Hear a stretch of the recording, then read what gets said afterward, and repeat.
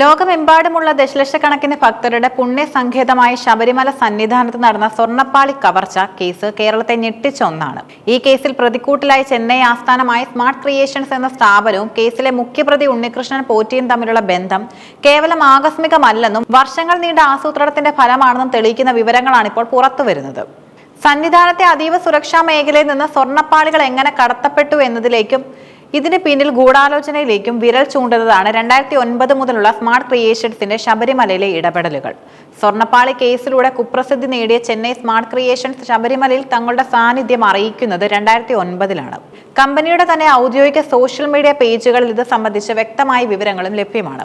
2011 April 6-ന് പങ്കുവച്ച ഒരു പോസ്റ്റിൽ 2009 നവംബറിലെ മണ്ഡലകാലത്തിന് തൊട്ടു മുൻപ് ഒക്ടോബറിൽ തങ്ങൾ ശബരിമലയിൽ നിർമ്മാണ പ്രവർത്തനങ്ങൾ നടത്തിയതായി കമ്പനി അവകാശപ്പെടുന്നുണ്ട്. എന്തായിരുന്നു 2009-ലെ ജോലികൾ? സന്നിധാനത്തെ 3 പ്രധാന ഉപപ്രതിഷ്ഠകളായ കന്നിമൂല ഗണപതി, മാളികപ്പുറത്തമ്മ, നാഗരാജാവ് എന്നിവരുടെ ശ്രീകോവിലുകളുടെ മേൽക്കൂരയും ഭിത്തികളും സ്വർണം പൂശുന്ന ജോലികളാണ് അന്ന് നിർവഹിച്ചത്. കമ്പനിയുടെ MD പങ്കജ് ഭണ്ഡാരിയുടെ കുറിപ്പനുസരിച്ചും തങ്ങളുടെ ഏറ്റവും മികച്ച ജീവനക്കാരെ ഉപയോഗിച്ച് അതീവ കൃത്യതയോടെയാണ് ഈ ജോലികൾ പൂർത്തിയാക്കിയത്. സന്നിധാനത്ത് നേരിട്ടെത്തിയാണ് അന്ന് ഈ ജോലികൾ ചെയ്തതെന്നതായിരുന്നു അന്നത്തെ പ്രത്യേകത. ഈ കേസിലെ 1-ാം പ്രതി ഉണ്ണികൃഷ്ണൻ പോറ്റിക്ക് ശബരിമലയുമായുള്ള ബന്ധം ആരംഭിക്കുന്നത് 2004-ലാണ്. 2004 മുതൽ 2008 വരെ അദ്ദേഹം സന്നിധാനത്ത് വെറും ഒരു സഹായിയായി പ്രവർത്തിച്ചിരുന്നു.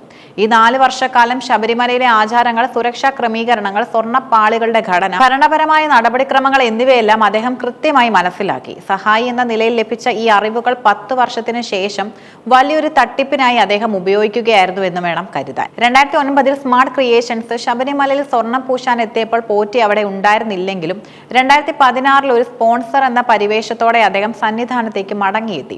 ഈ മടങ്ങിവരവിലാണ് സ്മാർട്ട് ക്രിയേഷൻസിനെ അദ്ദേഹം തന്റെ പദ്ധതിയുടെ ഭാഗമാക്കുന്നത്. ശബരിമലയിലെ സ്വർണ്ണക്കൊള്ളയിലേക്ക് വിരൽ ചൂണ്ടുന്ന ഏറ്റവും പ്രധാനപ്പെട്ട ചോദ്യം ഇതാണ്.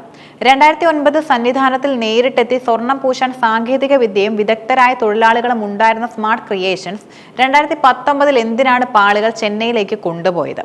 2019-ൽ ശബരിമല ശ്രീകോവിലിന്റെ കട്ടിളപ്പാളികളും ദ്വാരപാലക ശില്പപാളികളും ഇളക്കിയെടുത്ത് സ്പോൺസറായി ഉണ്ണികൃഷ്ണൻ പോറ്റിക്ക് കൈമാറി. 1 മാസത്തിനു ശേഷം ഈ പാളികൾ ചെന്നൈയിലെ കമ്പനി ആസ്ഥാനത്ത് എത്തിച്ചതായാണ് അന്വേഷണ സംഘത്തിന്റെ കണ്ടെത്തൽ.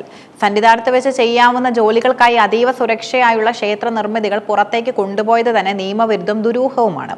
ഈ പാളികൾ ചെന്നൈയിൽ എത്തിച്ച് അതിൽ നിന്ന് സ്വർണം വേർതിരിച്ചെടുക്കുകയോ അല്ലെങ്കിൽ പുരാവസ്തു മൂല്യമുള്ള ആ പാളികൾ വൻതുകയ്ക്ക് വിൽക്കുകയോ ചെയ്തുവെന്നാണ് കരുതപ്പെടുന്നത്. സാധാരണഗതിയിൽ ഭക്തരോ ദേവസ്വം ഉദ്യോഗസ്ഥരോ ശ്രദ്ധിക്കാതെ പോകുമായിരുന്ന ഈ നീക്കം പുറത്തു വന്നത് അപ്രതീക്ഷിതമായാണ്.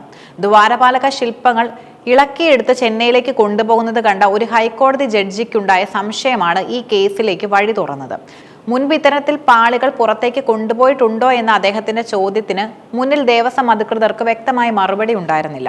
തുടർന്ന് നടന്ന അന്വേഷണത്തിലാണ് ഉണ്ണികൃഷ്ണൻ പോറ്റിയുടെയും സ്മാർട്ട് ക്രിയേഷൻസിന്റെയും അവിശുദ്ധ കൂട്ടുകെട്ട് പുറത്തു വരുന്നത്. ഉണ്ണികൃഷ്ണൻ പോറ്റിയും കമ്പനിയും ചേർന്ന് നടത്തിയ ഈ കൊള്ളയ്ക്ക് പിന്നിൽ കൃത്യമായൊരു ടൈം ലൈൻ നമുക്ക് കാണാൻ സാധിക്കും. 2004-2008 സന്നിധാനത്തെ സാഹചര്യങ്ങൾ പഠിക്കുന്നു. 2009-ൽ സ്മാർട്ട് ക്രിയേഷൻസ് ആദ്യമായി ശബരിമലയിൽ വിശ്വസ്തത നേടിയെടുക്കുന്നു.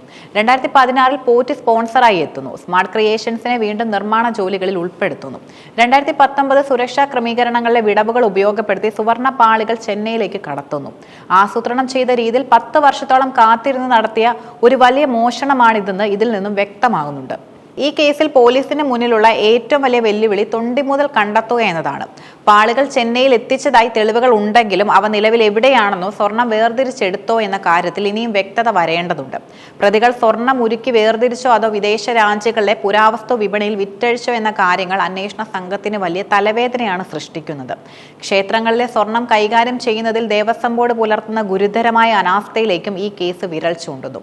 ശബരിമല സ്വർണ്ണപ്പാളി കേസ് കേവലം ഒരു മോഷണമല്ല, മറിച്ച് വിശ്വാസത്തെ മറയാക്കി നടത്തിയ ക്രിമിനൽ ഗൂഢാലോചനയാണ്.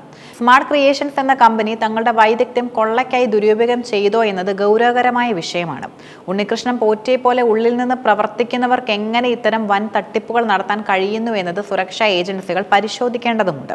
സന്നിധാനത്തെ വിശുദ്ധിയെയും ഭക്തരുടെ വിശ്വാസത്തെയും ചോദ്യം ചെയ്യുന്ന ഇത്തരം സംഭവങ്ങളിൽ കുറ്റക്കാർക്ക് മാതൃകാപരമായ ശിക്ഷ ഉറപ്പാക്കേണ്ടതും അനിവാര്യമാണ്.